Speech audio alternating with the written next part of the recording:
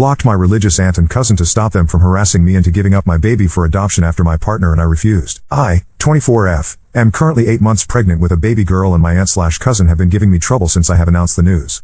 My partner and I already adore our girl and have no plans to give her up, but my aunt wants me to give up my child to my cousin, who has been suffering for infertility for the past 5 years. For more context, my aunt has raised my sister and I as a motherly figure after our mother passed away when we were very young.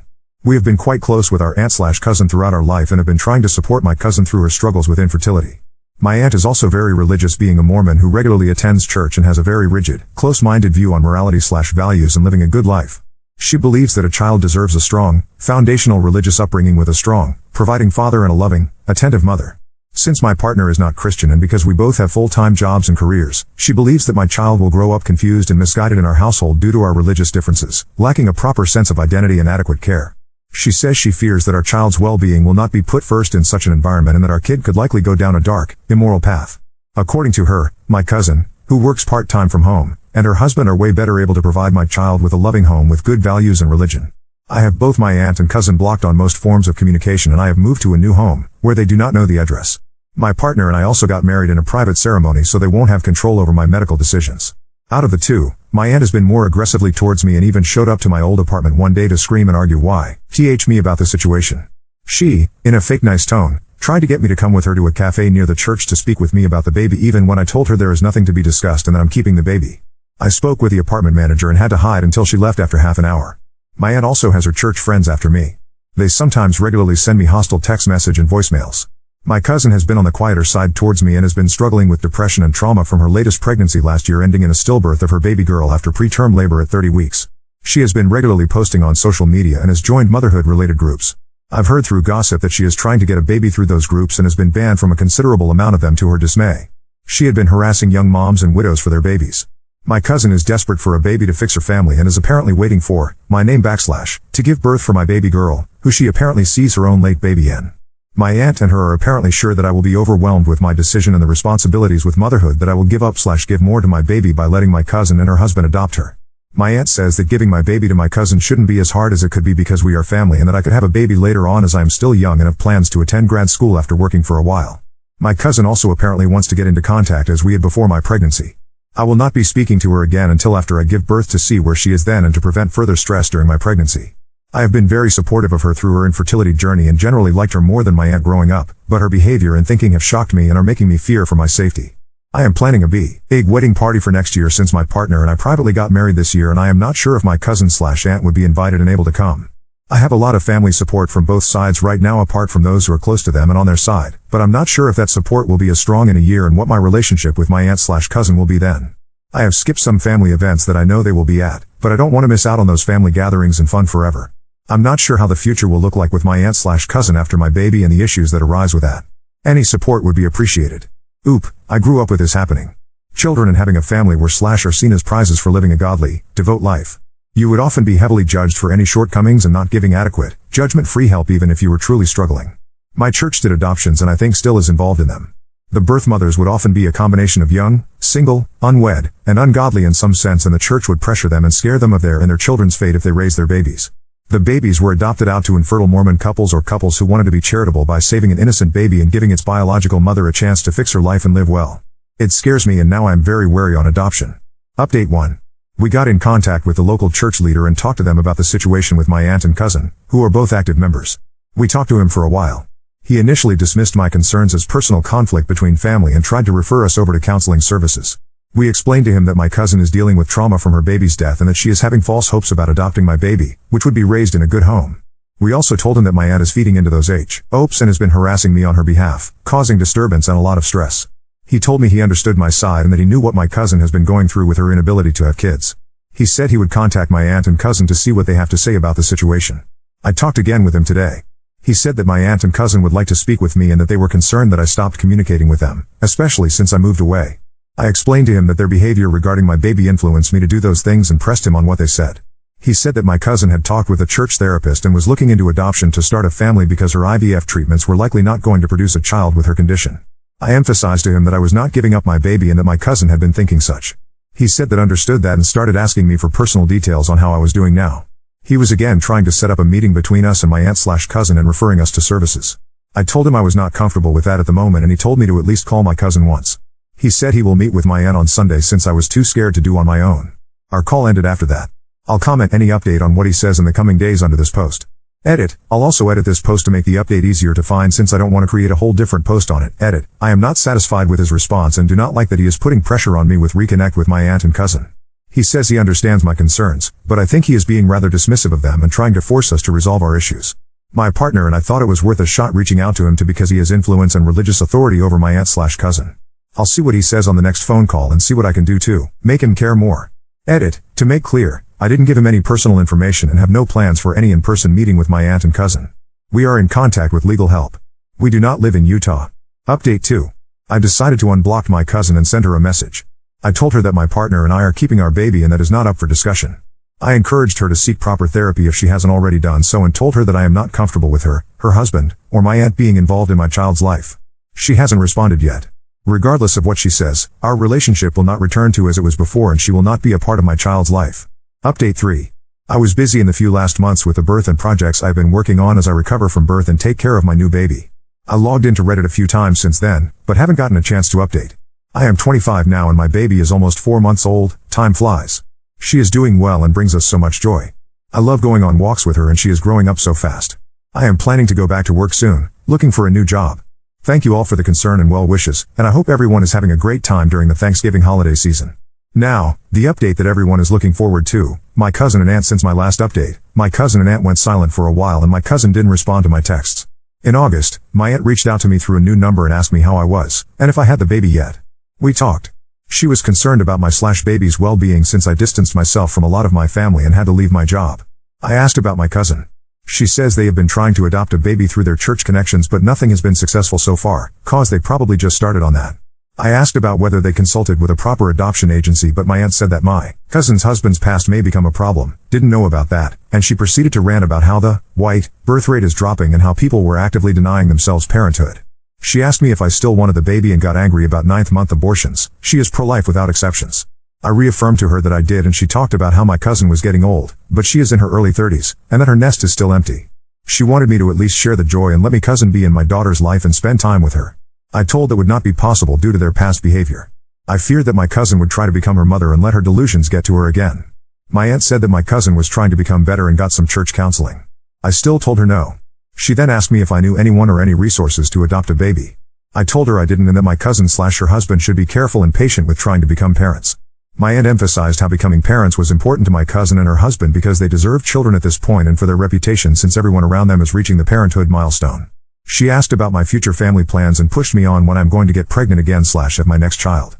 She told me family planning was important, especially after this surprise pregnancy, and asked if they could be involved next time. As the call went on, more and more of her past/usual behavior became apparent and I was getting tired of it. I wanted to end the call, but she ended it first because she had some activity. Thankfully, I have my sister to keep me in the loop with what's happening with my aunt/cousin and other matters regarding my family and my old church. Everything my aunt said was apparently true about my cousin. According to my sister, my cousin's overall mental health seems to have improved from her worst, but she still has her deep depressive periods. She sometimes feels very empty with her lack of children and her worsened relationships with me and my sister. My cousin and her husband are also trying to find an IVF doctor abroad in hopes of a miracle since a lot of their options are shutting down here. My cousin apparently still views my baby as something she lost, but she believes God will give her kids soon and has been trying to get her sins forgiven. We are skipping Thanksgiving with my side of the family in a few days for obvious reasons. I am going back to the workforce soon, likely after all the holidays. I have my childcare arrangements ready with all the necessary precautions and the future is looking good overall. Again, thank you all for your support and let me know if you have any questions about anything, Mormonism, my family, motherhood, etc. Perhaps so. My aunt has said that she is ready for the grandma life and has been heavily invested with my cousin and her starting a family. When we were younger, my aunt also said that she would be a grandma to my sister's future kids since we lost our mother very young. I guess she doesn't have that enthusiasm anymore. Now on to second story. Overheard my fiancé's family mocking my curiosity. He laughed along, leaving me questioning our future and feeling utterly humiliated. I, 23F, am engaged to John, 24 male. We are together for 5 years. We want to get married in July 2025. I always thought that his family liked me because we get along well. He has 2 older brothers, 26M, 29M, both married. Honestly, I was very excited to have them all as my in-laws. They were always kind to me. Some kind of important information. About a year ago when I was scrolling on Instagram I saw a profile that was kind of cringy but in a cute way. It was an older woman's profile who shared inspirational quotes. I remember one particular post and it was something in the lines of only stupid people pretend to know everything. Don't pretend. Just ask. Honestly, this quote changed me in a lot of ways. Before that I was always worried that I might embarrass myself if I don't know something, and after reading the quote I realized that if I always pretend that I know everything, then I'll miss out on actually getting to learn about things. So I decided to change my habits and start admitting that sometimes I genuinely don't know. Someone is talking about the war in Kosovo? Okay, sure, but first let me ask some questions so I can really understand what we're talking about. And I ask a lot of questions sometimes. I sometimes even open the Notes app and write in some questions that I later want to find answers to. These are my latest. 1. How does the time work in the black hole? 2. Why some snails have shells and others don't? 3. What food is okay for ducks? 4. How does the light bulb work, the old ones with gas inside them? 5. Does everyone see colors the same? And how can we know that? Sorry for the long introduction, but it was kind of necessary for understanding what kind of person I am. I know that sometimes I might come across as annoying. Now on to the problem. His parents hosted a small barbecue last weekend only for the family. So it was the mom, 54F, dad, 59M, brothers, 26M, 29M, and their wives, 27F, 27F. I was the last person who showed up because I had to work late. I entered the house, and when I was walking towards the back of the house into the backyard, I heard John's mom talking about me. To be honest, she wasn't talking about me, more like mocking me.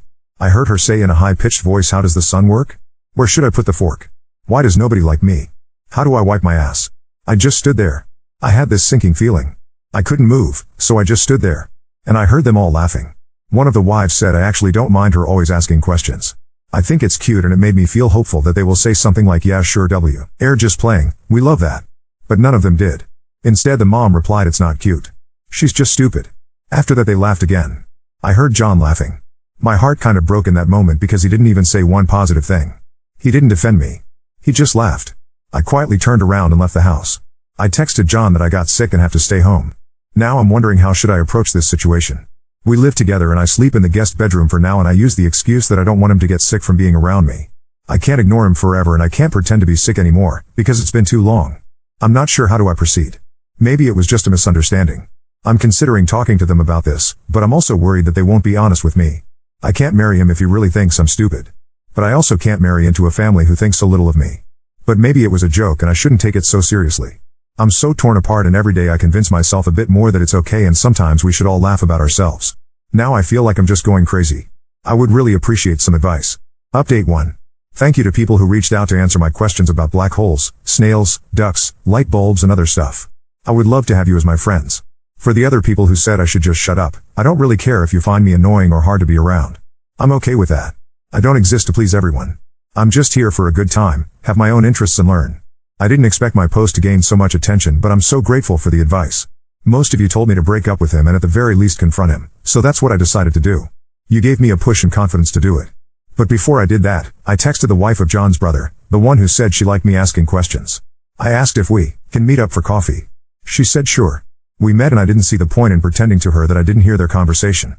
So after some small talk, I just said, "I heard you all talking about me during the barbecue." She immediately got sad and said she feels embarrassed. She explained that it wasn't a joke, wasn't out of context, that it was just mean and hurtful. She said she's sorry for not defending me more, but I said that it's okay and I understand. I told her that I don't blame her for anything, and just wanted to make sure that I understand the situation and see it for what it really was. And it really was laughing about me behind my back. Just bullying. At this point I just had to confront John.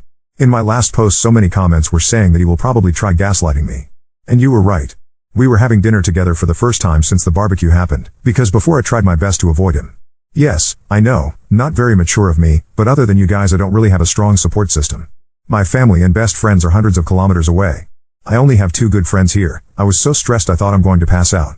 My legs were shaking and I was terrified because I knew deep down that this is the moment when my 5-year relationship goes down the drain. I looked him in the eyes and asked, "How does the sun work?"